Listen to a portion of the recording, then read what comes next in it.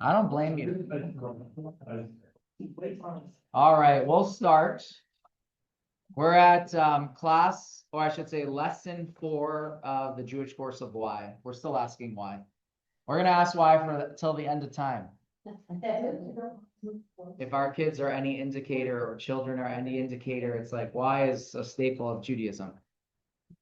All right, so we're going to jump in to page 144, which is the first question. Why doesn't Judaism seek converts? Any thoughts, by the way? Not if you know the answer. If you know the answer, don't share. I will share.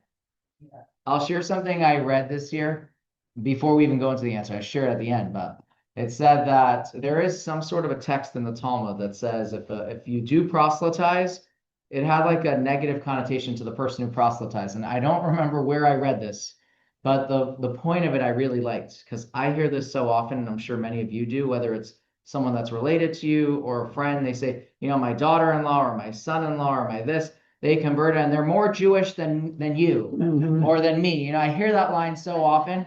And so when I read this text, I'm like, oh, this is gold. It basically said that the reason why it is not only do we not seek converts, but we don't proselytize was because it makes Jews look bad. Yeah. So like, that's why a person who proselytizes is making other Jews look bad, because the truth is someone who chose it is traditionally going to be much more into it, and the Jewish person who's born into it isn't, and God sees that, and you know, God's going to say, hey, why are my own people? So I just thought, and I'm like, it had so much to it. Yeah. I like the idea that we don't see converts, but I don't like the idea that we try to talk them out. So, okay, so I'm going to repeat that. So he likes the idea that we don't seek it, but when someone actually wants to, why are we talking them out of it? Are we? No. Or is that a myth? Or is that a myth? Meaning I don't think it's going to be in this one, but I don't know that there's an official Jewish text that says you have to push somebody away. I know that we all hear about that. And I do know that when somebody converts, we remind them that we're a persecuted people. Like, are you sure you want to do this? But I don't know that that's out of pushing them away. It's like, but I don't know that there is really an official Jewish, there isn't. I'm just saying it nicely. But we'll begin. Why don't Jews proselytize? So we know that this is the thing. We do know that that's the Jewish way. We don't proselytize. All the other religions clearly do. In fact, I learned more recently that the Church of Latter-day Saints actually specifically builds their churches or some of their buildings near schools, because this way they have a relationship with youth. Again, I don't know how much behind that idea is for proselytizing or for their own people that they can go school to church. But the point is every other religion does it. We've been forced throughout our history in different parts of our history. And so why is that? So one of the things that you find is that, and we're going to use these types of words, in the past, how did it work? If a tribe had or a group had a god, they went to war against another group. And so they looked at like the gods were fighting. Whoever won had to take on the other god. Sorry, whoever lost had to take on the other god. And so a very interesting idea or concept, that was like tribalism. That was the tribal wars. What was God against God? And whoever won the war, it meant their God won the war. But Judaism says it has nothing to do with that. Judaism says there's one God for all people. It's not different gods, your God, my God, but we all have one God. Christianity and Islam took that just a slight, I don't want to say a slight, it changed a lot, but they took that same idea but added on to it. So yeah, it's one God for all people, but you have to worship our way or you don't go to heaven.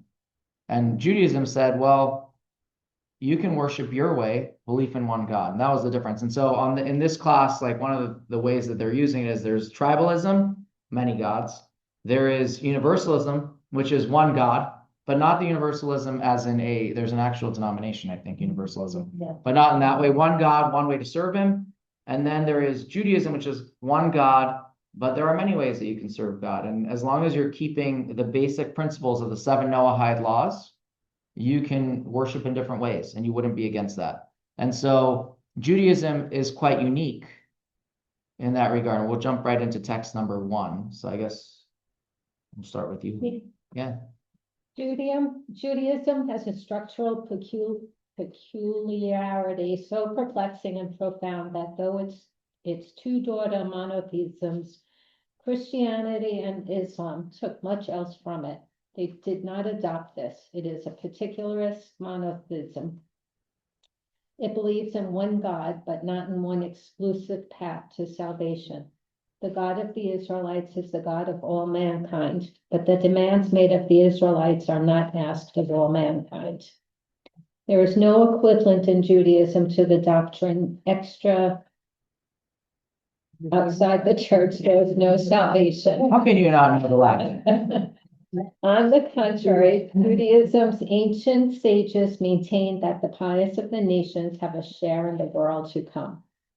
Indeed, the Bible takes it for granted that the God of Israel is not only the God of Israel, is also the God of Abraham's contemporary, Melchizedek is how you say it in Hebrew, but king of just read it however you do it. not a member of the conventional family, but still a priest of the Most High God. He is acknowledged by Jethro, Moses' father-in-law, and the Midianite priest who gives Israel its first lesson in government, the appointment of heads of thousands, hundreds, fifties, and tens. So basically, God in the Torah gives 613 commandments to the Jewish people, 7 Noahide laws to all mankind, and we're all serving one God with different ways and paths. That's the idea that we talk about in Judaism. And so each person unique in their own way, but with one goal. And that's really a metaphor that we'll read in this next text of the idea of a body. We're all part of one system to achieve one path. I mean, we've used the war as an example, like an army of each part to achieve a goal. We'll use the metaphor of a human being, and that's text number 2. So Joanne. When it comes to contemplating the existence of God, one must first of all realize that a finite human being, even the wisest of men, cannot grasp the mind and thought of the Creator, whose attributes are essentially incomprehensible as himself, except to the extent that he wills to reveal in the Torah. Now, insofar as the human race is concerned, the Torah tells us that it has evolved by the design of the Creator into a variety of components rather than one massive uniform block. Just as a physical human body consists of a variety of organs and parts, each with its purpose and function. Nothing in it is useless or superfluous, for as our sages tell us, the Creator has not created anything useless in his world. Of course, one may wonder why God did choose one nation out of all mankind to give it his Torah and mitzvos, and designate it as a kingdom of God's servants, and a holy nation. But this would be like asking, why must the human body consist of such a variety of different parts, from the brain and the heart to the foot and the soul? Why not make it all heart or all brain? So basically, if you just read this in context, if you see a non-Jewish person, you tell him he should convert or she should convert to Judaism, what you're doing is you're really diverting them from their divine purpose, according to this idea. We each have our own purpose. Jew, non-Jew, together are messengers or emissaries of God and things that we do throughout our lifetime. That's full stop. That brings about a different question, though. And that question is wait a second, so why do we accept converts? If we just said that every person has their own divine purpose, they were put in this world with a mission, we don't know it, so our entire life we're doing good, hoping to hit the right targets, as they say, if that's our mindset. But then why are we accepting converts? And so that is the question that we'll address now. And this is really one of the very classic answers that you find from the Talmud on this specific subject. So we'll read it inside and then we'll kind of just analyze it to make sure we caught it. So text 3. Proselyte that converts is compared to an infant at birth. So the Torah doesn't say, or the Torah doesn't say a non-Jewish person that converts to Judaism. It says a convert that converts. Why do they use that text? Because the point here is that this person already was Jewish and they had to discover it on their own. And so another reason why we wouldn't be pushing for, just a side note, another reason why we wouldn't be proselytizing is we want to make sure a person is actually converting for the right reason, that they see the beauty within Judaism, everything that is encompassed within that. And so here we're saying when a person finally does discover this on their own, they're of course fully accepted because really that's an expression of their true essence. And so that's why when the text says a person that converts, it doesn't say a person, it says a convert that converts. They were already within their soul. They already had that Jewish spark. And so if I can rephrase it, it chose the person rather than the person choosing it. So that's kind of the idea. And of course, that's why they should come on their own. We shouldn't start finding people say, do this, it's great. Yeah. Is different then, because you're saying that the person was Jewish from the beginning, like the convert had the Judaism in them, versus having somebody convert to believe in your God, to be obedient to. Right. But to be very fair, it's the same story as just looking at it from a different perspective, right? A person discovered it and starts believing and whatever else. They weren't born with those beliefs. They had to find it on their own. Right, which is more like, let me help it come from within you versus let me talk you into. Right. It's a bottom up approach rather than a down, an up coming down, And top what to bottom. about an infant that was not born of a Jewish mother? So what's the question? What the question is, They're still asked. I know they're still asked at 13 if they want to convert, even though you converted them as a child. Or 12 if they're a girl. of the acts? Yeah, I told somebody, I mean, I was joking with them. They said their daughter wasn't asked at 12. I said, what's she going to answer if you ask her at 24? So don't ask her. But yeah, they still have to come to it on their own, which is why we ask them at that age. But you're right, they've been brought up in a specific way. Was, converted, when she was. A baby or whatever, yeah. Whatever, They will be asked. so are they not considered Jewish? They're considered 100% Jewish. They are the only ones who have an opt-out. It says that at that age is when the second soul, and when you start studying like in the Jewish mystical texts, at the age of 12 or 13, female, male, you get a second soul. That's when your godly soul enters. And so at that moment is when they're asking them. Now, again, I don't know, is there a statistic, like how many people have said no afterwards? I don't know. So if the mom was a convert and had a baby, the baby. After had to she, wait, No, before. before she converted, yeah, the baby would need conversion. Because they weren't born Jewishly. The better question you should ask me is if they converted while she was pregnant. Okay. Right, she wasn't, I don't know, I'm just sure. Yes, So the soul, when a Christian converts, does their soul convert? Or was their soul Jewish from the beginning? now you have a really good question. Technically, what it's saying is they had a Jewish essence, Jewish soul, but I can't speak for that. What we're saying is that their core, they were Jewish. What about, let's reverse this for a hypothetical. What happens if a person had that and didn't find it? Like they never made their way or never finished. I'm just putting that out there. There's no answer. We're saying that this is a person who is essentially at their core Jewish. Judaism follows how they were born, so they had to find their way differently. For whatever reason, they were born to that family, and that's God's plan. We don't know. But we just hold that one piece. So what happens if they didn't find their way? I mean, we could talk about so many Jewish concepts on that with reincarnation and all these stuff, but I'm just putting that out there. We're saying that a person's mission needed that and they didn't do it. So they need a second chance, which God gives. But I just thought it's an interesting thing. But just remember, Abraham found Judaism. His wife found Judaism. They were considered converts to a degree. They're the first Jew, but they're the first monotheistic at that time.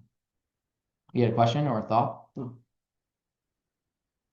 So on this note, we now have kind of verified that we do take Jews, we do take converts, we just don't seek them.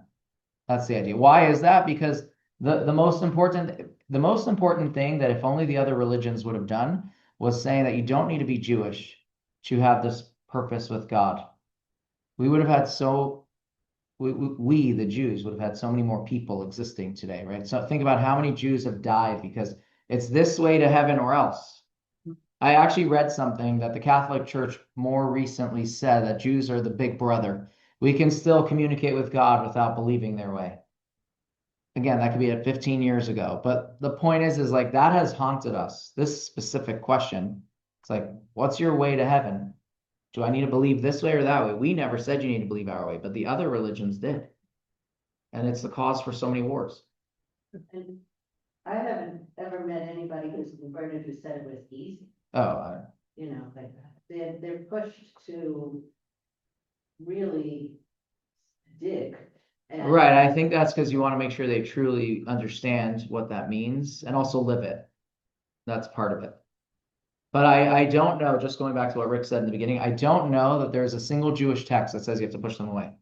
It might be connected to the story that we all know of Hillel and Shammai, where Shammai like really kicks the convert out and Hillel's like all embracing. There isn't like a Jewish text that says you have to push them away. So I've always heard that you have to ask 3 times. So, you know, if you hear that story, you have to be asked 3 times. It could sound like we're pushing them away. But I don't know if that's true either. Just putting that out there. I don't think it's true actually. But myths come from somewhere. Like for me, that's what I love. Like if this was a class on myths, I'd love to know where it started. Who started that? Which by the way is a great other JLI class maybe one day. Fascinating Facts. Maybe that'll be next year's. Do they have? There's something called Fascinating Facts. Yeah. My mother-in-law authored it. So Khani's mom authored that. Yeah. With her brother. Not with Khani's brother, with my mother-in-law's brother. All right. Question number 2. Why does the Torah say that Jews are the chosen people? Isn't that racist? And by the way, I think that this question is something that people, or this statement, I should say, is something that a lot of Jews struggle with. And the funny thing is the non-Jews tell it to us. Like the ones who are religious say, oh, you're the chosen people, and they're all excited. Yeah. I never forget, someone came to service our sprinklers in the Chabad once, and this guy was so excited he was in a synagogue because he was able to go and be with the chosen people. I don't know. So that was an interesting, he was so excited. But the fact is like, is this racist maybe? I mean, maybe, so it's not racist. I'm just going to read some Webster entries for racism. Poor treatment of or violence against people because of their race, or the belief that some races of people are better than others. That obviously has nothing to do with Jewish chosenness because, first of all, we're not a race. I mean, we can walk in many different countries as different colors. And so the fact is we are a people that consists of many races. There are converts who convert to Judaism and become chosen. So clearly it has nothing to do with racism. And maybe we shouldn't say, maybe it's not racism, maybe it's prejudice, maybe it's something else. The point is though, why are we chosen? Like what, maybe it's a problem.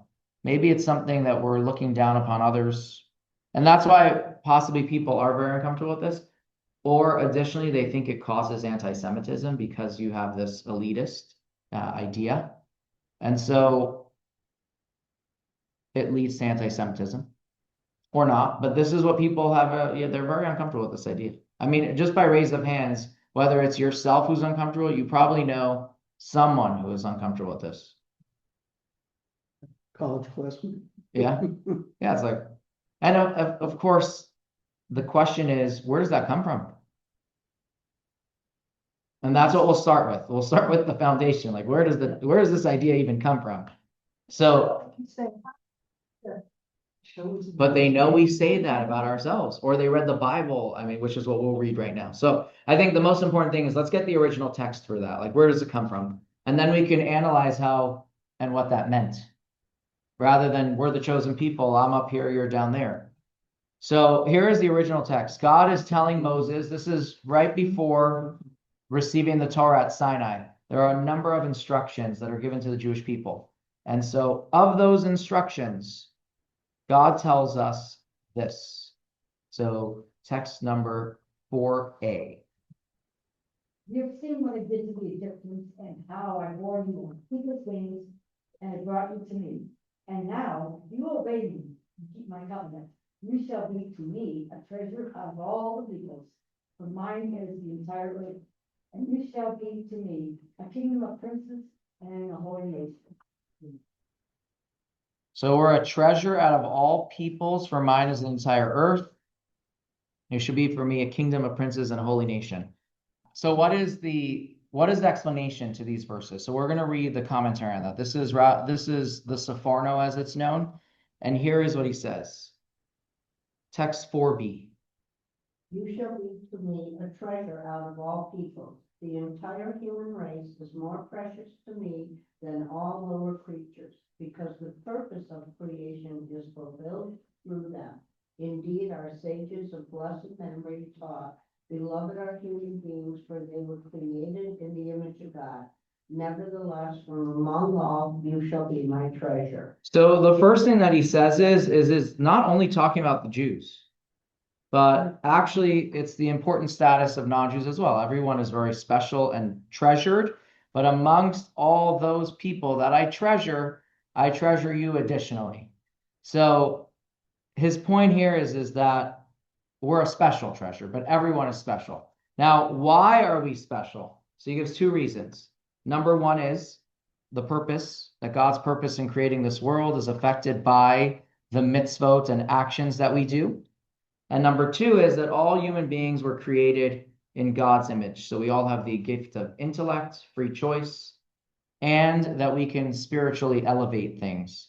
So Jewish chosenness, according to his explanation, according to his commentary, is not about devaluing others and looking down upon others, but God is saying that everyone is chosen, everyone is special in my eyes, but amongst you, you're extra special, but we're still singled out. So does that really answer the question?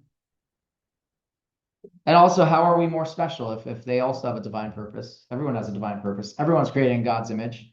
And so he continues, and we'll do text 4c, Rick. Okay, you shall be to me a kingdom of princes. You will be a treasure to me in the sense that you will be a kingdom of priests to guide and to teach the entire human race to invoke God's name and to worship him shoulder to shoulder. So he says, chosenness isn't about greatness. It's a responsibility. I'm choosing you to lead and to teach. And what is that teaching? To teach monotheism to this world, to teach that there is one God, that there is a purpose. So this type of a claim of chosenness shouldn't lead that you look down at anyone. In fact, if people understand what we mean when we say chosen, it means we just have more responsibilities, more work. So the fact is, with this chosenness, with this mission that we've been given, we have made a difference. And here is text 5a. It is not a Jewish writer who is acknowledging that. Janet. In spite of Bolingbroke and Voltaire, I will insist that the Hebrews have done more to civilize man than any other nation. If I were an atheist and believed in blind eternal fates, I should still believe that chance had ordered the Jews to be the most essential instrument for civilizing the nations. If I were an atheist, to the other set, who believe or continue to believe that all is ordered by chance, I should believe that chance has ordered the Jews to preserve and propagate to all mankind the doctrine of supreme, intelligent, wise, almighty side of the universe, which I believe to be the great essential principle of all morality and consequently of all civilization. I cannot say that I love the Jews very much, neither nor the French, nor the English, nor the Romans, nor the Greeks. We must love all nations as well as we can, but it is very hard to love most of them. Right. And then text 5b, just continuing on this theme. Leslie? One way by coming up 4,000 years of Jewish history is to ask ourselves what would have happened to the human race if Abraham had not been a man of great sagacity, if he had stayed in Ur and kept his higher notions to himself, and no specific people had come into being. Certainly, the world without Jews would have been radically a different place. All the great conceptual discoveries of the intellect seem obvious and inescapable once they've been revealed, but it requires a special genius to formulate them for the first time. The Jew has this gift. To them, we owe the idea of equality before the law, both divine and human, of the sanctity of life and the dignity of the human person, of the individual conscience, and so of personal redemption, of the collective conscience, and so of social responsibility, of peace as an abstract ideal and love as the foundation of justice, and many for other items which constitute the basic moral furniture of the human mind. Without the Jews, it might have been a much emptier place. Right, like when you think about like all the protests, I don't mean just of ICE, but like throughout the years, like what we have been at, this paragraph like really talks about that. And where does that come from? It's not just because we're good people, but because this is really what we believe. This is what we've been taught. And so we stand up. On that note, so far, the answer that we've kind of shared for chosenness was responsibility. There is an optional section. I think it's worth for us to see another perspective on that, and that will be a different approach. So rather than a call to responsibility, Rashi in text number 6 shares, and I'll let Brad read it. The beloved treasure, as it says, the treasure of kings, which refers to the costly vessels, precious stones that kings store away. So will you be my treasure from among the nations? So his answer, and we will analyze this in just a moment, his answer very briefly or kind of very succinctly is Jews are closer to God. Just like a king has plenty of precious items, but this is his most precious of all the other items. Now, that seems contradictory, like to what we just said. Like this might make you feel a little bit, oh, I am better. I'll walk a little bit on clouds now. But it actually doesn't do that. And that's why I thought it'd be nice to just include this one, even though it's optional, because here's another perspective of what closeness might mean. If we talk about closeness in the sense of like, I am close to whoever the macher is. So yeah, people are quite haughty with that knowledge, but we're talking about being close to God. What reaction should we naturally have when we feel close to God? And so text 7 shares that it doesn't make you feel great. No, it doesn't make you feel like nothing, but being close to God gives you a totally different mindset. And we can read that in text 7. So Dennis. Every act of kindness that God bestows upon us has to render us more humble. God's kindness is an embrace of God's right arm, a metaphor for God bringing us closer to himself, far more intensely than before. The closer we are to God, the more humble we need to be. As it is written, from afar, the Lord has appeared to me. It is known that all that is before him is esteemed as nothing, which implies that the more one is before him, the more one might be not and non-existent. Holly, that's a great meditation daily. The more you think about the greatness of God, the more, and that God wants a relationship with us and tasks us, if we go back to the responsibility part, it makes us feel humble. It shouldn't make us feel haughty. It should give us awe. So that would be the result of this other commentary, this other way of looking at chosenness, closeness. Now, to really end off on this, I think it's important to just quote Fiddler on the Roof. Right? I know, here's the quote. You probably know it better than I do, but I know, we are your chosen people, but once in a while, can't you choose someone else? Yeah. Right? And what's he talking about? He's talking about like persecution, oppression, and obviously we haven't used that context in chosen over here. We've talked about realizing this tremendous responsibility, realizing this tremendous opportunity to be close to God, whichever perspective we're using. And so equality in this idea where we're saying, let's just share it and be, is not really helping. In fact, acknowledging it maybe will give us a little bit of an extra oomph to do something and to do more and to be that light to the world. So we just had to end on that point. All right. Any questions before we go to number 3? Isn't the concept also related to the land of Israel being given to the Jews? It's all part of that same idea, which is if you remember when we talked the Israel question, he said, through Israel, we can affect better this divine purpose and mission. That was one of the answers. But yeah, as a chosen people, God gave a land. Because God gave the land, everyone wants the land. That's kind of one of the answers that was in there. Okay. All right, here we go. Why do we believe that we have free choice? If God always knew how we would choose. By the way, these are some of the greatest questions that when you start philosophy classes in Judaism.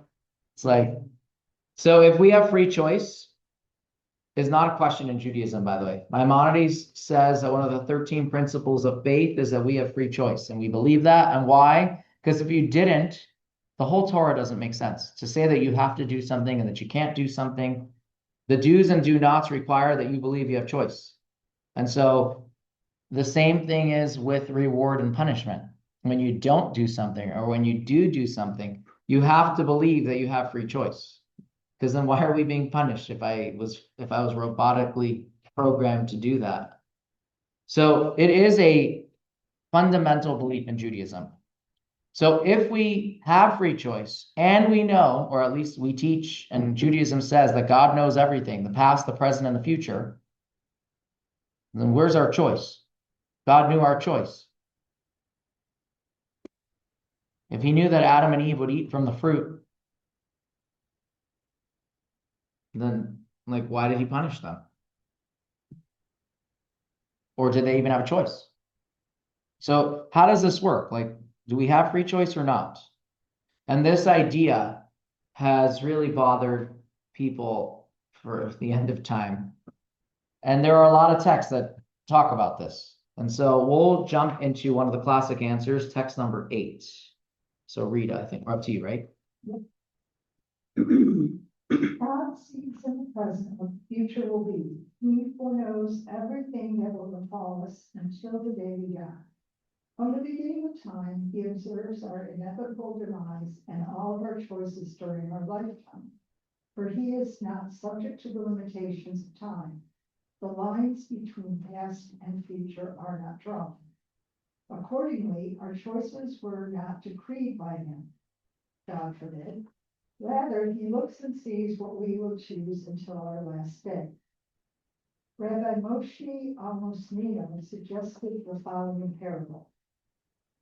If I see Reuben running, although my knowledge of this fact is flawless, one cannot say that Reuben is forced to run due to my seeing and knowing that he is running. Despite my knowledge, he is running by choice. Similarly, God's knowledge does not compel our choices. God's knowledge is knowledge of the present. There is no future for him because he transcends the confines of time. Our future is God's present. And just like our knowledge of the present does not affect people's choices, so too his knowledge always about the present does not affect our choices. The confusion that we have in this regard is rooted in the fact that we cannot fathom the notion of God knowing the future in the present, which, in turn, is due to our thinking of God's knowledge through the prism of our own limited knowledge. Who here feels smarter now? When I was in yeshiva, I remember, I think it was like 9th or 10th grade, and they were talking about this subject when it came up. It says, instead of using like a running example, so you throw up the ball into the air, you know gravity is sending it back down. Did my knowledge of the ball being thrown up and that it's going to come down cause the ball to come down? That was like the example for us, right? But the point that I think is important to take from this text are two things. Number one is time is an invention by God. The world wasn't created with time. When God created the world, it says there's also time. There's a past, there's a present, there's a future. But God, the entity, is timeless. God beyond the world is timeless. And so God's presence sees future, past. So I think the first thing is we don't really understand how God thinks. We look at this question from the way we think, which is like, wait, if God knows my future, then maybe God had something to do with my choice. And so the way that he answers this question, he says, no, it's actually the other way. We're writing the script, giving God the information. So we are the writer rather than God being the writer. That's kind of this short answer. His knowledge did not force the action, is the answer in a nutshell. Any questions on that? Is it fair to say God has precognition of nothing? I mean, it's clear Looking at it? he knows. He's Well, and it's making me wonder about faith. Like, if his present is our future, we don't all have the answers to what's to come. Things happen that we don't understand. Are we supposed to have faith that this is something that he knows about and will answer for us later? well, for sure. Just to add one more little this is not part of this, like there's no text in here that says to add this part. When we talk about divine providence, that God puts you in places to, what are you going to do though in that place is the question, right? God did guide us to a specific junction. What I do at that junction is where my choice comes in. So divine providence kind of throws a little loop over here. I'll just share, we're right now reading in the Torah portion all about the Egyptians. And it keeps saying that God hardened Pharaoh's heart. And it also says that if we go to the past book, that God said we're going to be slaves in Egypt. But then why do we punish the Egyptians? God said they're going to be our taskmasters. The answer is that how they did it is what they're punished for. Right? That God put us in the Egyptians' hands and that we're going to be slaves. That was part of the divine mission. But once we were the slaves, how they punished us was on them. And so that is where they lost the opportunity to say, you told us we're going to be doing this. So I just throw that, this is like a side note, but that's why this question, we're really taking like some huge philosophical question and Jewish question. We know the answer is we have choice. How do you reconcile that with the knowledge that God knows everything is kind of how you have to look at it. So it's, and if we come back to one of the things that we talked about, I think it was in the first class about prayer, we said that we can force God's hand, which definitely jives with the idea that we have free choice and that God had whatever planned and I can, through prayer, change that. So we talk about this idea that our choice shapes God's knowledge rather than God's knowledge shapes my choice. That's kind of the idea that's important in this. But I do want you to know, if you still have a question, we'll read text number 9 because of that, since I see people are asking. Maimonides has this problem too. He said there's something that just doesn't sit well with him. And that is why he actually leaves the question as a question. He doesn't give an answer. So it's one of the things we don't necessarily get, but we have free choice. We do have free choice. I can't explain this. But the premise is we have free choice. So that's why I say, like, if you sit here and it's like, this answer doesn't like sit well. Maimonides had the same problem. So we'll read text number 9. Know that the resolution to this question is longer than the earth and broader than the sea. Just as human knowledge cannot comprehend and conceive the Creator as it states. No person will perceive me and live. We similarly cannot comprehend the nature of his knowledge. This was the intent of the prophet's statement. For my thoughts are not your thoughts, nor your ways my ways. Accordingly, we do not have the potential to conceive how God knows all the creations and their deeds. However, we know without any doubt that our actions are in our own hands, and that God does not lead us in a particular direction or decree that we do a particular act. This matter is known not only as a tradition of faith, but also through clear philosophical proofs. So, by the way, if we want to quantify his real problem with giving answers, he said the minute you give an answer, you've limited God. Like if I say his knowledge is, I've now limited God somehow. And so I don't want to give an answer. I'd rather just remind myself that we have free choice. This is Maimonides saying that. And we have questions of how that works. Rather than give an answer which limits God, like his knowledge here of the future is really less. It's what we chose and no, God is the all-knowing everything. But the minute I start explaining things, I put it into a box. And that's a limitation. And so that's why Maimonides says, better that we remind ourselves, we have free choice. That's a fact. How do we reconcile it with this idea that God knows everything? I don't know, right? That question remains. But if you were if you needed an answer, the answer is his knowledge doesn't force the action. It's kind of, in fact, it's the opposite. My action forces the knowledge. But that's oversimplifying a tremendous question, which is what Maimonides is saying. Question? It's marinating. Because if you're really conflicted about something and you have to make a choice, God's letting you decide for yourself. Correct. What choice you're going to make. And then at the same time, you have to think, you have your choice, but God will have the answer-ish. Wait. Think about elections, that I'm just thinking about elections. So you're going back and forth, who am I gonna vote for, who am I gonna vote for? But is it really in our hands? I guess that's The answer is 100%. That's the point here. 100%, it's up to us. Like when you talk about, okay, everyone's praying for football. I'm just using, that's the next trending subject of the weekend. Everyone's praying for their team. In the end of the day, it's the players on the field who have actions and their choices of how they defend, how they play, how they throw, that's how they're going to win. It has nothing to do with my prayers. It's all about the action. They make choices on the field. God doesn't mix in. It's the same thing on the elections. God created a world where we have free choice. Can there be miraculous stuff? I mean, of course, but that's not how the world was created, right? Those miracles already happened. We talked about also in one of the questions. Like those miracles happen to set the groundwork that God can. But again, finding God through the natural order, like when you start saying, okay, your person won, and it's like he shouldn't have won or she shouldn't have won. And you start looking back at like the things that navigated, you can start seeing a hand, but you can also sometimes never see the hand. That's what someone was trying to tell me actually during election time when I was confused.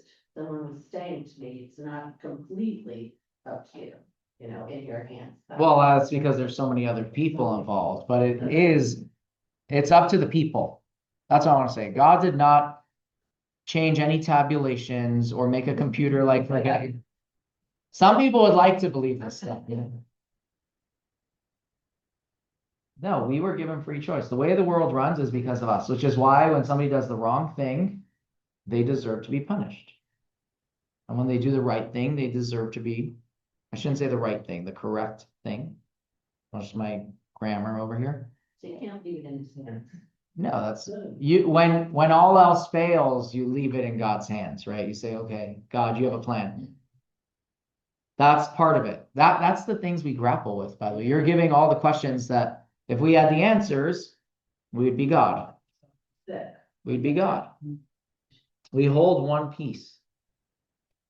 But yeah, there is a concept that like, I've done all my things. Now I leave it up to God. That helps in hopefully for anxiety and stress. But right, we don't have control. We can control what we can control, but many things are beyond us.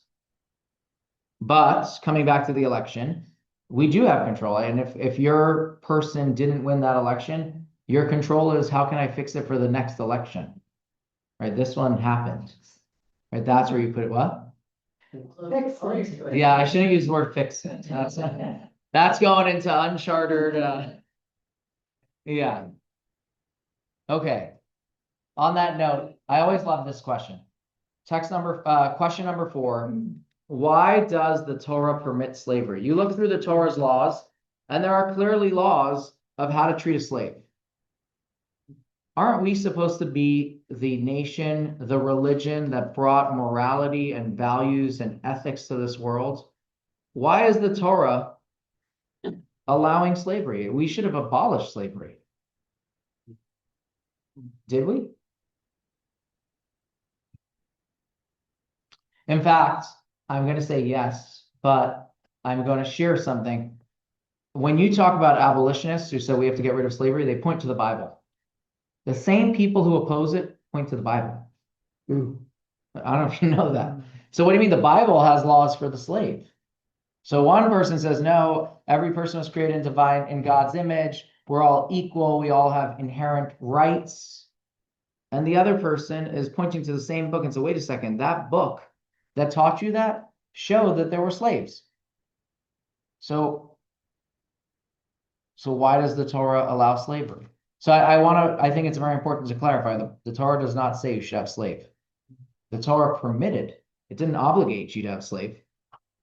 It's a very big difference, right? But at the same time, the question still remains, like, why would the Torah even permit it? And that's what we're going to try to tackle today. Now, I do want to share that in the Torah, there are 2 types of slaves, Jewish slaves and non-Jewish slaves. Jewish slaves were typically called indentured servants, not slaves, because it wasn't the same forever game. It was traditionally because they owed money, couldn't pay it back. They worked to pay it back. That could be for stealing, for not being able to pay back a debt. But we're going to address the non-Jewish slaves today. So we might not like the system. It's definitely morally troubling is what we're saying. And why would the Torah allow it? And so here we go. Text 10a. This is from one perspective. The consideration of certain circumstances is necessary to correctly understand the fact that the Torah presupposes and allows the possession and purchase of slaves from abroad to a nation itself just released from slavery. No Jew could make any other human being into a slave. He could only acquire by purchase people who by then universally accepted international law were already slaves. But this transference into property of a Jew was the one and only salvation for anybody who, according to the prevailing laws of the nations, was stamped as a slave. Okay, so why was being transferred to Jewish ownership the one and only salvation? We'll go to text 10b. There are those who scoff at the Torah of Israel for its permitting the purchase of a Canaanite slave. But had these scoffers been wise, they would have understood that this purchase was only permitted regarding those who were sold to their brothers as slaves. The purpose was to save them from their Canaanite brothers, who would work them cruelly and subjugate their bodies to the point of death. With this, we can understand the Talmudic law that if a Jewish master sold a slave to an idolater, the master would be forced to buy him back at up to 10 times his market worth, write him a writ of manumission, and let him go. The Torah of Israel did not permit even the servitude of a Canaanite without setting many strict limitations for the benefit of he who had been sold into lifelong bodily servitude, having fallen into the hands of his Canaanite brothers. This saved him from abusive domination of his body and soul and transferred him to the hands of Israel, who would treat him kindly and compassionately. So according to the 2 texts that we just read, slavery is bad. It's not ideal. But these people were condemned to whatever family or ownership that happened for them And so the Torah acknowledges that and says, you know what? If the Jewish person buys this person, they'll now live properly. There are rules to make sure you treat them fairly. So much so that there is a rabbi, we'll read text 11, I'll read it, that says this is why you don't find in Jewish history any idea of a Spartacus, right? A slave that rebels against all the other slaves who rebel against the Jews, because here they were treated properly. And again, I think it's important to note that little text that said, if you sold him to a non-Jewish person who's not going to treat them right, you had to pay back up to 10 times the value. That's insane. But here is the text from this 11. There is no society in the world in which slaves found such kindness and love of humanity as in that of the Jews. Aside from the decisive proof implicit in the laws themselves, and aside from the heart-capturing deeds of kindness and compassion described in the Talmud, which are many stories of different rabbis who had slaves and how they treated them, there is one thing that verifies the true nature of our claim in the best way. That is seen in the fact that in all of recorded Jewish history, one does not find even the faintest trace of complaint from slaves, not even the smallest attempt at an uprising against their masters, when at the same time, there were revolts that caused devastation in other lands. So for those of you who did watch Spartacus, the TV show, it wasn't based in Israel, it's based in Rome, you know? And it doesn't talk about a revolt that happened while it was happening in Rome, also in other lands. So that's answer number one, that really slavery is not good, but Jews, at least morally and with ethics, treated them well. And therefore, you took somebody who was already a slave, brought them into your home, and treated them better. But there is another perspective, and that is what we'll read with text 12a. And this is kind of, it's going to be a built up of a couple texts. So, Helene, you'll start. The system of Torah and commandments is twofold. On the one hand, it conveys concepts, instills eternal values, and directs people to the service of God at the highest levels and to the formation of a society worthy to be the bearer of God's presence. On the other hand, it encompasses legislation and commands to combat the forces of evil and destruction that erupt within the individual's soul and the nation's spirit. Given each generation's situation and the social, economic, and cultural circumstances prevalent at any given time and place. For the first objective, the Torah places before us lofty goals that challenge and motivate us, for even the noblest of people cannot attain them in full. At the same time, it establishes, for the second objective, minimum standards for conduct that people can, as a practical matter, accept, and that are needed to avoid endangering the survival of the individual and society to enable the possibility of spiritual uplift. And so after he has developed this, he continues, and we'll read text 12b. So it's on page 162 for the... Ready? The original person was created as a single individual in order to promote peace among people. So no person could say to another, my progenitor is greater than your progenitor. From creation itself, the Torah teaches us that all people are truly equal. Yet the Torah recognizes the institution of slavery. On the one hand, there is no clearer declaration than the creation of but one man, which underscores our equality, and the declaration that all people, slaves and masters alike, are created in the divine image. On the one hand, the Torah states, from them you shall purchase slaves and maidservants, and they shall be your possession.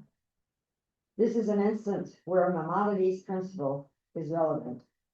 Out of concern over what people, by their nature, could not accept. God did not mandate the ideal path, which is the primary goal. Given the circumstances, the Torah did not require that the principle be applied in full from the outset. Rather, it taught society to advance gradually until the goal could be fully achieved. This point is clearly made in Sifra. Lest you say, whom shall we employ? The scripture therefore says, slaves and maidservants that may be yours from among the nations. In the ancient world, it was almost impossible to sustain a proper economy without vast amounts of human labor, and that human labor was usually recruited from slaves. The leading thinkers among the nations could not conceive of a successful society without bonded servants. As a matter of economics, it was simply impossible. Whom shall we employ? Was a serious question that could not be avoided. The Torah revolutionized the institution of slavery. It set out certain fundamental principles that could not be violated, and that set a floor that prevented descent to the vile conduct of the surrounding nations. For example, in contrast to the laws of other nations, the slave's life did not become the master's property, but remained in the possession of the master of all, as it says. If a man strikes his slave or his maidservants with a rod, causing death, the death shall be avenged. Similarly, although the slave must labor for the master, the Torah remains concerned about the slave's soul. The Shabbat is sacred not only for the master, but also for the slave. Despite these limitations, the institute of slavery remained, for the prevailing conditions precluded its abolition. So the difference between the two approaches right now is on the first one, we said the nations, the people, they were immoral. The Jews were like the higher moral ground. Let's bring them to us. We'll treat them better. But in the second answer, he's saying actually the Jews themselves, our goal is to get to a certain point. But God had to meet us where we were, which was at that time, slavery was what people did. They needed it for labor. They couldn't see without having a slave, how am I going to get this done? But the goal was definitely to go away from that, which today we don't have that anymore. But that is the difference between these 2 points. Yeah. Or that slaves are, they're undentured after 7 years. That's the Jewish slave. Yeah. So that's what I said. Yeah, we were talking about non-Jewish slaves. All right. Question 5. Why does Jewish law obsess over details? I mean, it's kind of similar to what we asked before, but just to give you some examples of what we mean by details. How much matzah I am supposed to eat on Passover at the Seder. I know some people, like, they don't even know there's actually a volume. You're supposed to have a certain amount. We place them as on the right side, not on the left side. Again, if you know the laws of mikvah, like fully immersed, if here is above, you didn't like, really? If that here was above, it wasn't a complete immersion. What about the spoon that you use for milk? You can't like put it into the pot with soup. Like there are so many details in the mitzvot. And so we're not asking about the value of mitzvot. We're also not asking why there are so many mitzvot. What we're talking about is the details, like this nitpicking, if I can use that word, okay? So the question that, or I should say the context that we're going to use is relationships. And when we think about a relationship, there are 2 ways that we can analyze this.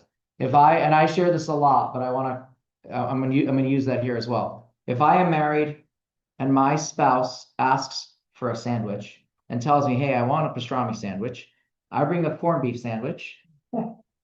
We can have a discussion. She could be upset that I asked for corned beef. But in the end of the day, with the nuanced idea, she'll say, listen, in the end, I was hungry and this will suffice. So she might not be as upset.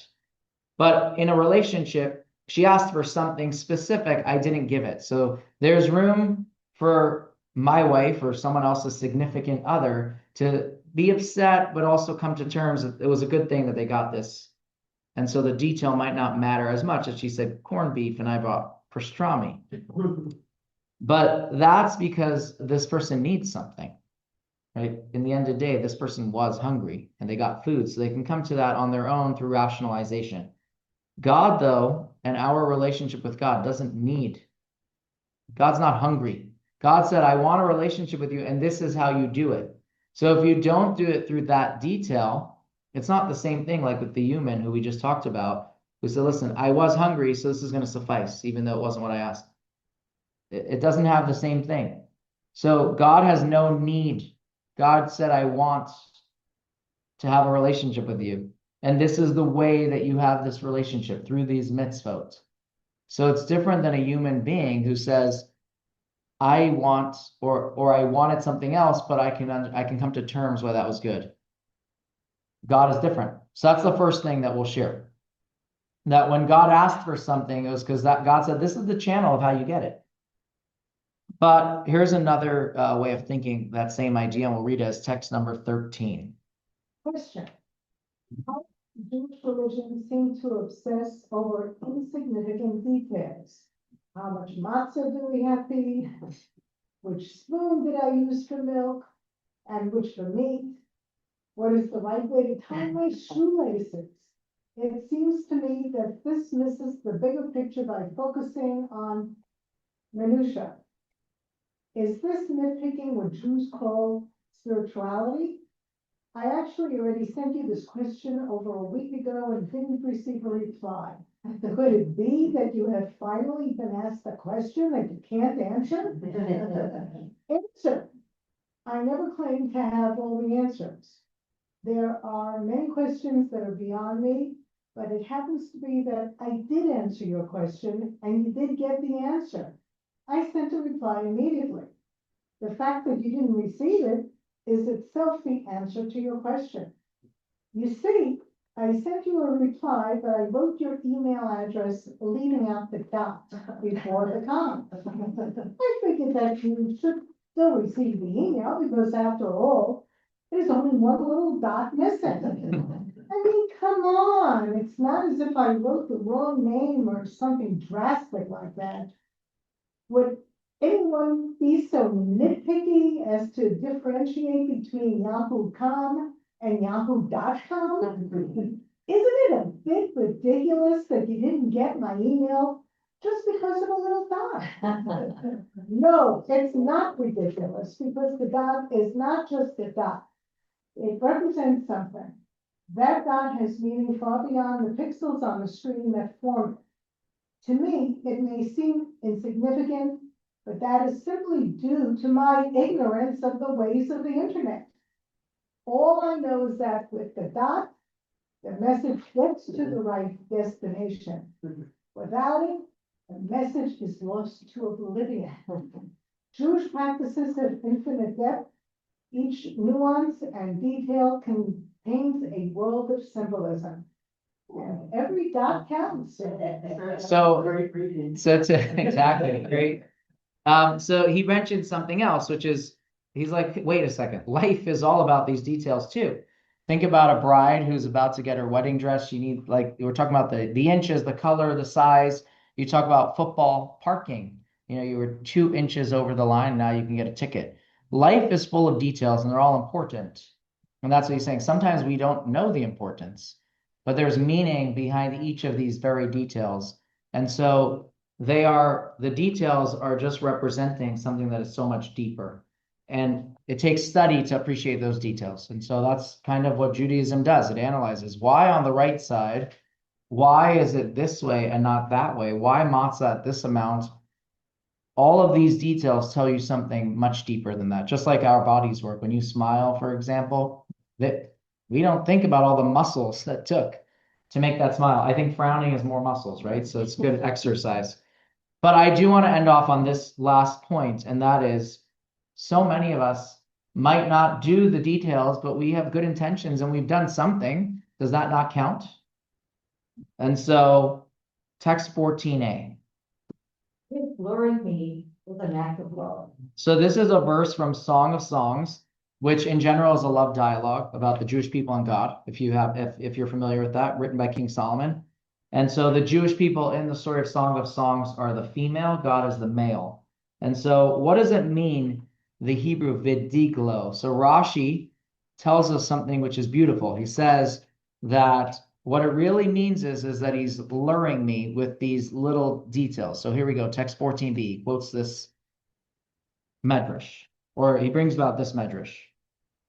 When an uneducated person says ila, hatred, instead of avodah, love, so for example, when we do Shema, instead of v'ahavta, you shall love, he recites v'ahavta, you shall hate. God says about this person, his error is beloved unto me. So God still cherishes the act, right? These are things that change the entire reading of a verse. Like when you said instead of love, you said you shall hate. God says, listen, his error is beloved. His effort, God says, I see that. And so it's important to know that, yes, the details are very important, but God appreciates and notices when we try. So like I remember hearing someone said, all these years I was lighting the menorah wrong. It's like right to left, left to right in one of these conversations. I'm like, no, you were lighting the menorah beautifully. Next year, you'll do it this new way. All right, any questions? I think that's a very important thing. It's not meant as a consolation, like I shouldn't try, but it's meant that when you try, you have there's a reason. Don't just drop it. I'm speaking to somebody who, like, for his job is thinking about working on Shabbos, and I'm like, listen, I am never going to kosher that. But I can tell you, don't let it be the spiral that says, if I'm already doing this, I might as well do this, this, and this, right? Keep it as its own thing, because that's how God looks at it. This one, I'm going to be all in. The other one, I'm trying, I'm working, I'm growing. And it kind of comes back to what that other rabbi wrote with slavery. It's like, this is where we should be. But God knows us as human beings, and we have challenges, and our goal is to grow. That's, I think, the most important part. And God knows our efforts. All right, going into the raunchy section. Why is it permitted to have sexual relations on Shabbat? And I think it's important to bring up a screen. Give me a second. You guys don't have this in the booklet, right? There are 39 categories of labor that are prohibited on Shabbat. If you look at the top, a number of them have to do with actually working in the field, in the farming. And so if you are not allowed to plant seeds on Shabbos, why is it that you're allowed to do a deed that generates human life? Why is that not also prohibited? And so that is the question. And we'll jump right into text 15. I'll keep this up so you can kind of look at that. These are 39 categories. They have children, which means that these are the general topic, but there are multiple prohibitions that come from each one. Every single one of these 39 things were done in the tabernacle, and that's how they were all prohibited. So we'll go to text 169. This is to answer our question. I do want to share, by the way, the Karaites did not allow and did not permit sex on Shabbat, right? They only used their own interpretation of the written verse, and they decided that plowing, I think that was their prohibition because it says you cannot plow or something, or thresh. One of those was the reason why you can't have sex. So again, we'll come back to the answer. Well, we know the answer is it's allowed. The question is why. So text number 15.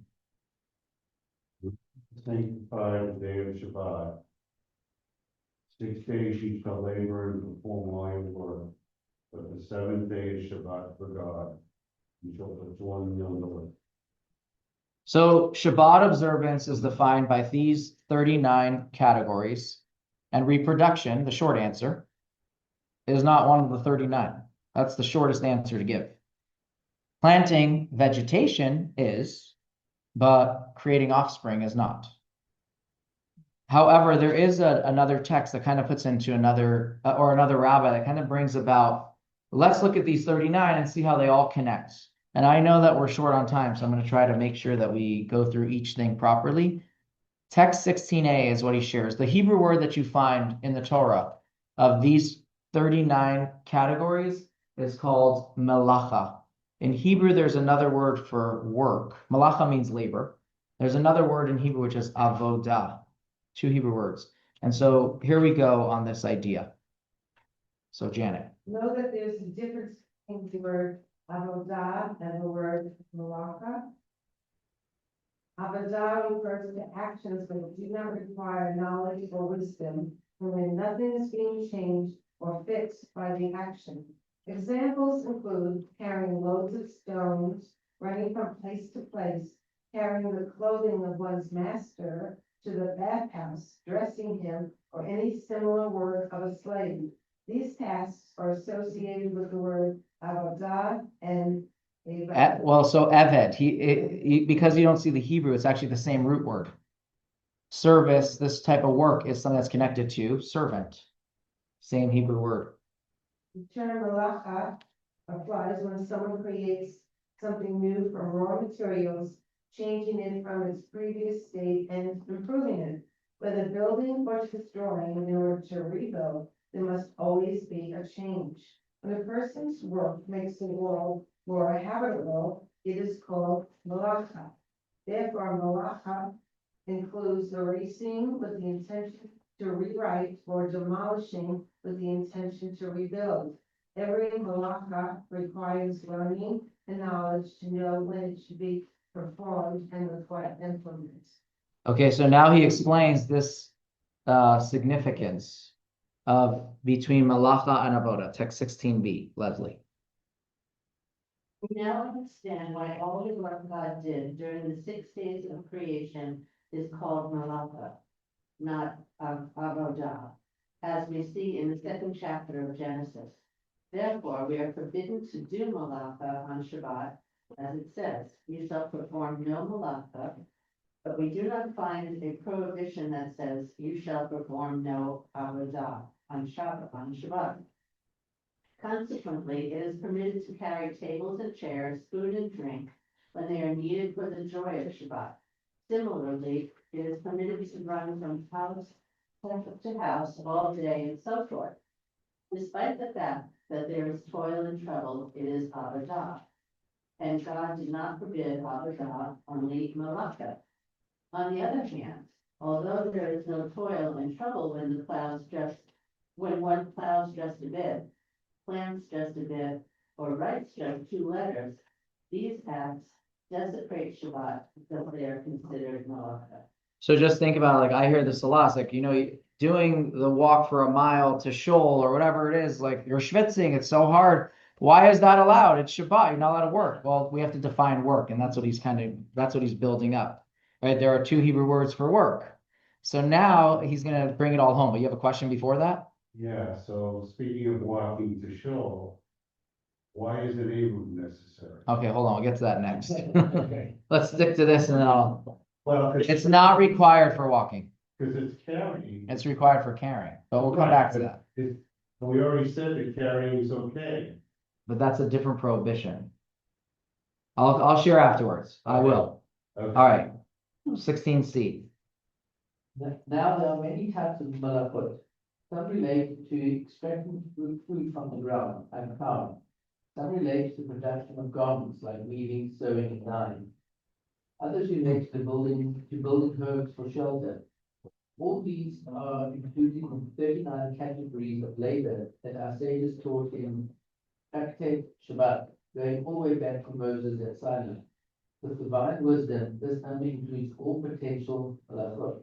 For anything not included in the 39 would be a corollary of one of the 39. So now we have a new idea of what, and Rick, just while I'm talking, look at this bottom one. That's the prohibition for that. We need it on that screen. I'll read it in a minute. So while now that he's established this idea that the type of work that is prohibited requires knowledge, it's part of the process of making this something. So with that knowledge, we ask the question now again, like, wait, why is sex allowed on Shabbat? I thought it was a mitzvah. Well, let's say it's a mitzvah, we still have to ask that why is it allowed? And so the answer this requires some wisdom or knowledge technically. And the answer is, now that we have this kind of new foundation to the question, the answer is that no, this doesn't require, think about all the animals figuring it out. It doesn't require this extra knowledge. It's a biological instinct to a degree. And so that would be the answer based on his text. I did find the verse that the Karaites used to say it's not allowed on Shabbat. The verse says that 6 days you should work, and on the 7th day you should rest with plowing and with harvesting. And so they say that it fits into that category. Why? Because they mocked the rabbis for interpretations, but they gave their own interpretations. That was always how the Karaites worked. But they didn't allow it. They said it's included in these 39. Now, to go back to your point, there is an actual prohibition of taking something from one domain to the other domain, which is part of carrying. Like I took it out of my house and now I walked in the public domain from the private domain. And then the second thing is that what about in the public domain itself, you can't carry as well. That was something that was done in the tabernacle. So it's not about schlepping tables, but it was involved with building or with something that required knowledge to create something. Question 7. So now that we're on the subject, why is it that in the Torah we call sexual relations as knowing? Where do we see that? So we'll just jump text 17a, just to read the verse that it's associated with. Adam knew Haman his wife, and she conceived and gave birth to Cain. So one answer is the Hebrew word for knowing is da'at, and da'at means attachment. Just like you have, a person can have intellectual attachment to an idea, there's also emotional attachment through love, and there's physical attachment, which is through intercourse. But da'at shows that idea of attachment. Just like in the mind, we say, I've attached myself to a concept that was difficult to understand. So that's one answer. Another answer of why knowing was the word that the Torah used, and so this is text 17b. When the Torah uses the word knew to refer to sexual intercourse, it means that the man knew the woman, namely that she was his wife, not just any person. Indeed, the verse says Adam knew Chava his wife. He had intercourse with her because he knew her as his wife, not merely because she was even female. This is unlike an ox that mates with a cow merely because it is of the opposite gender of the same species. Adam knew this specific woman because she was designated to him alone.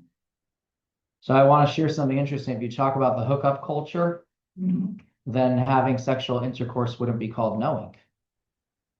Right? This is about attachment. We are together. We're a couple. Again, I'm just sharing that out. I'm sure in the olden days when this was used in the Bible, they had the same hookup culture of debauchery, but I'm just sharing this. The concept in this mindset is we are one, we're together. You're not, she's not mine today, someone else's tomorrow. And with the animals or the animal kingdom, you might find that with some animals. There are a few animals that are, I know, mates for life, I think is the word that they use, but it's very uncommon, which is why they talk about it. Were you giving an example? Yeah, penguins. Penguins? Yeah, swans. Eagles. So as well. So, oh, birds. So interesting. But a marriage allows for both of these ideas, right? A deep attachment because we are together as one. So that's the short answer to why the Torah uses the word Adam knew Eve. Again, the Torah in general is speaking nicely, so it doesn't want to use the word, but why did it choose this word? I think would be the. I'm going to be like the evil child at Passover. Let me hear it. Why do Orthodox Jews insist that on Shabbos they use a cloth for relations? Myth. Oh. There you go. First of all, why only on Shabbos? We'll come back to that because I know I want to make sure I end on the right time, but that is a 100% myth. Maybe I will do the fascinating facts as another class. Stay tuned next year. I think that's a good idea. That is a myth. But again, the question comes back to like, where does the myth come from? Because I do love that part. Like when I hear something is not true, I'm like, okay, then how did it come up? So I'll share after the class, I'll share the answer to that. All right. This is actually a very good question. Like we talk about kosher. You want to do kosher. Why can't I just walk into any vegan restaurant? In theory, there should be nothing that is not kosher. And so if let's say you're worried, well, someone's cheating, or let's say we have it all figured out. They're only using vegan certified. Like, why is that not kosher? And so there are a few reasons why. And we'll jump right into one of them, which is that when vegan certification came about, they said, listen, if we're going to require people to be exclusively vegan, like using only a processing plant or a factory or whatever that only does vegan foods, there won't be any. So we're going to allow that you can use a machine that has traces of meat and traces of things that are not vegan, like eggs and other items that are in those ingredients. But Judaism doesn't allow that. Right, we cannot have a trace of it because that would be not kosher, which we'll get to the why in a minute. But so that's the first important thing to know. Like when you see a vegan certified product, maybe it has traces of other things. Just like when I see a product that says it might contain traces of nuts or milk, I was like, if we knew the process of that factory, they've really cleaned that machine before you had the next item on there. But they're still afraid because what gets absorbed, was it fully taken out? Did we really sanitize this? Did we really get that product out? And so they do it for liability reasons. But Judaism is not about liability, it's a spiritual thing. So we'll read text 18. This is straight off of the vegan.org website. It's still on there, by the way. You can still find this article. We do allow companies to use shared machinery that ran products containing eggs or dairy in the production of their products. But most of those products carry a label that says so. Companies must provide documentation of the steps that are taken to thoroughly clean the machinery. Even though the machines are guaranteed to be cleaned thoroughly between non-vegan and vegan batches, shared machinery may contain trace amounts of eggs or dairy. For this reason, a vegan certified product may not be acceptable to individuals with food allergies. Many vegan companies lease non-vegan kitchens and equipment from other companies to produce their products, and many companies make vegan and non-vegan items on the same machines. It is extremely expensive for these small companies to purchase dedicated vegan machinery of their own. In fact, many vegan companies may not exist if they had to purchase their own equipment. When we were starting the vegan certification campaign, we had to establish what was going to be considered vegan. Most products with vegan ingredients would not be considered vegan under the strictest standards because of some form of processing and contamination. We decided that we would not exclude products that may possibly contain trace amounts of contamination. We consulted with other prominent vegan organizations, and we all agree that vegan purity is more harmful than healthful. And why was it more harmful? They wouldn't have products, right? And they wanted vegan products out on the shelves. For kosher, though, that's a problem. Kosher certification, or I shouldn't say kosher certification. For kosher, we need to make sure all the utensils are kosher. We need to make sure countertops, ovens, every item that's involved. And so if it was previously used for non-kosher food, it's not kosher right now. We have to kosher it. We have to kosher it. What's the process and where does this come from? It's actually straight out of the Torah. Jewish soldiers had returned from war. They had fought against Midian. This is the war that we find this with.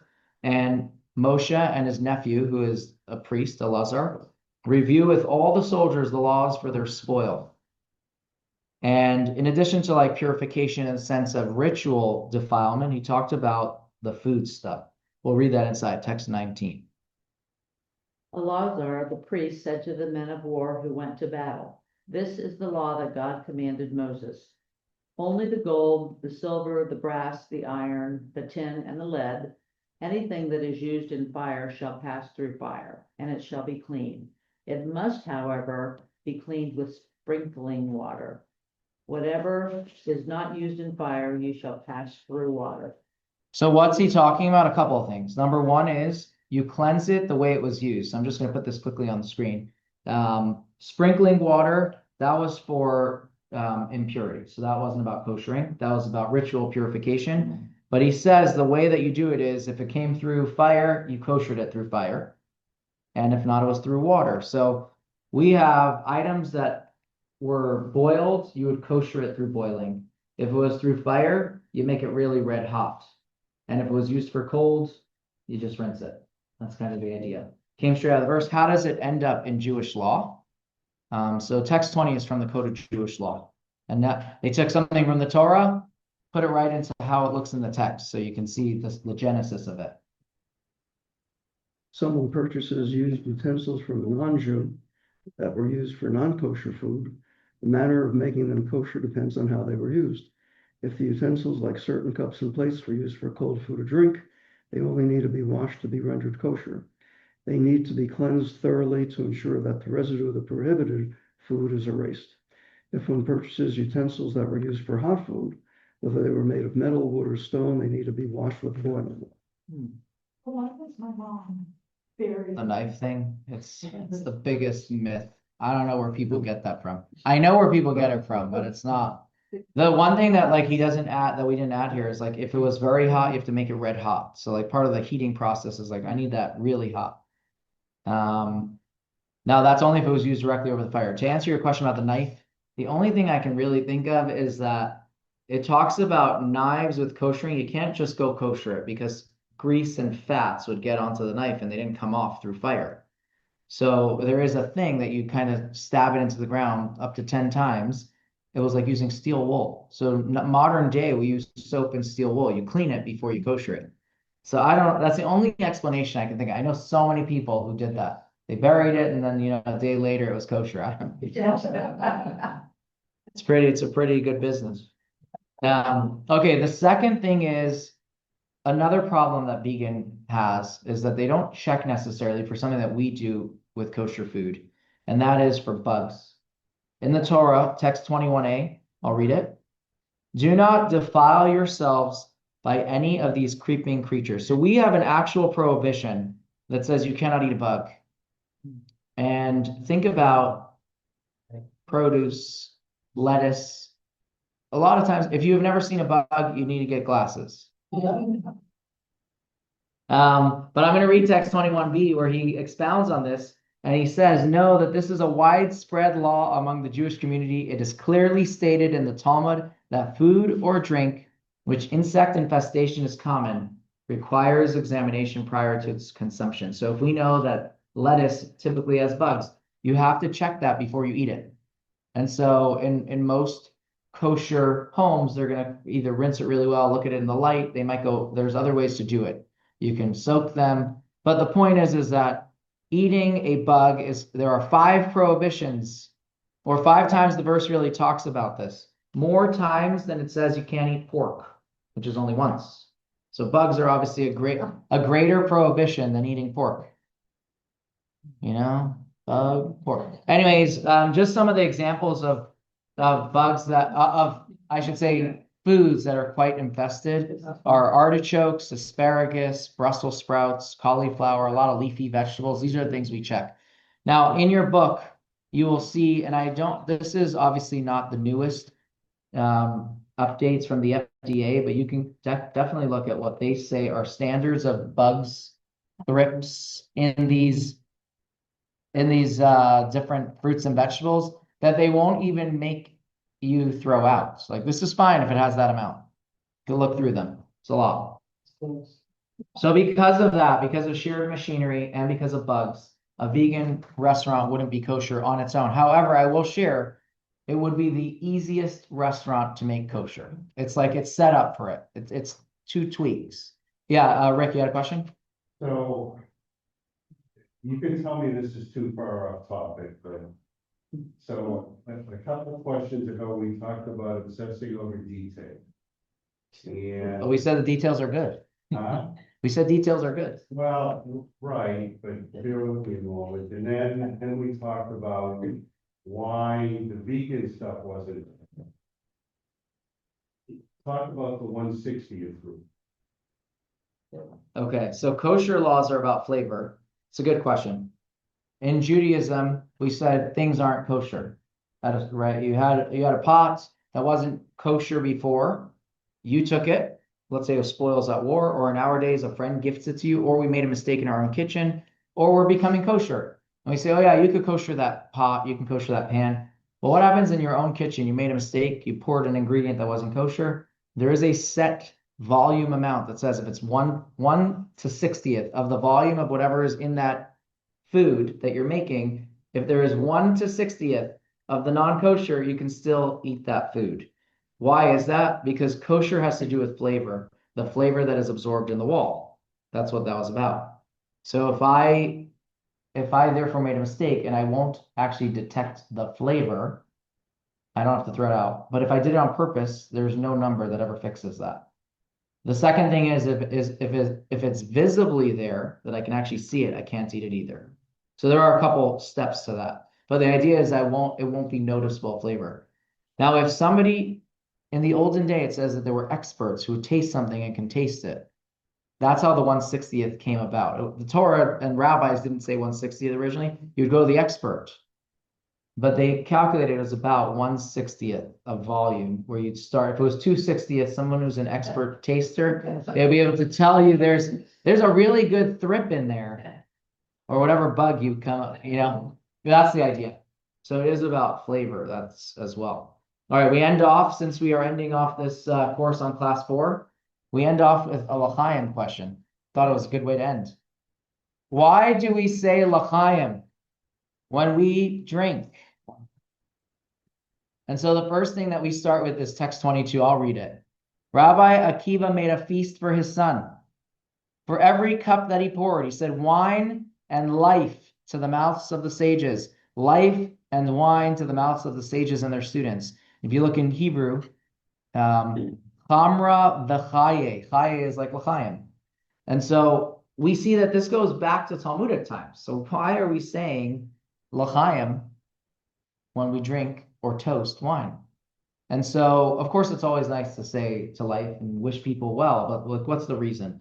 And so one of the things that we're going to read one specific author which gives a number of answers. The first answer that he gives, well, first of all, let's stop. If you've been to a Sephardic shul and they did Kiddush, they say Savrim Ranan, which means attention, gentlemen, and they're getting everyone's attention to the prayer that they're about to recite, and they all answer l'chaim. Like, why? So we find that this by Kiddush, and that's where this answer comes from. And so there are a few answers that this rabbi gives, but one of them that he gives, which is not in the text, is that it used to be that if you were given the death penalty, you were given wine to calm you down before they killed you. And so the Savri Maranan was, hey, guys, we're about to drink wine. Do you agree that this is for life, not for death? And so l'chaim, yes, it's for life.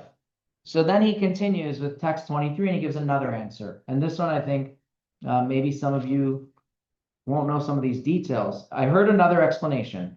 It follows the Talmudic view that the forbidden fruit that Adam ate was a grape. And as a result, death was decreed upon humankind. The reciter of Kiddush therefore says, Savri Maranan, do you agree that this cup should be for life? And that should not be for death, as were the grapes that Adam consumed, because those grapes brought death into the world. And they all answer, l'chaye, let it be for life and not for death. So obviously, the first question that some of you might be asking is like, wait a second, it was grapes? I thought it was an apple. Judaism never uses an apple, ever. There isn't a single Jewish text that says the fruit that Adam ate was an apple. One of them is a grape, a fig, or wheat. So when we do wine, we say this is for life. Why don't we do it by grapes? That's its own question. But for wine, we do this. One of them is maybe that the negativity that you find within alcohol, because this is the second part of this, is really with wine is where it starts. Think about our history. We have a very famous man who thinks the world is over. His daughters give him wine. And then they have children with him. Right, Lot. Before that, Noah gets drunk. We have instances in our history in the Torah that show how wine can be very negative. And so we have this counter that by saying, hey, this is for good. Remember to harness the good within it. And so l'chaim, of course, is eventually transferred over to other liquors and things like that. But it reminds us to be purposeful. Like, this is for life. Let's do it for good things. I always share, and I'll end on this point, that, when you buy a bottle of alcohol in the store, or whatever it is, and you bring it home, you have an opportunity to elevate that bottle. You have an opportunity to take something that has a potential to be terrible or to be very full of blessings. And so think about that. Like when you drink it and you toast to somebody, how lucky, first of all, that wheat or whatever grape ended up in your home and not some drunk or alcoholic or abusive person. And so we have the power to elevate. And that's one of the things we talked about in this, in the last 4 weeks. So with that, I end this conversation or course. Obviously, learning never ends. That's what I was taught in camp. They never said that that learning classes are over. They would say learning never ends, but we're taking a break for lunch. So that is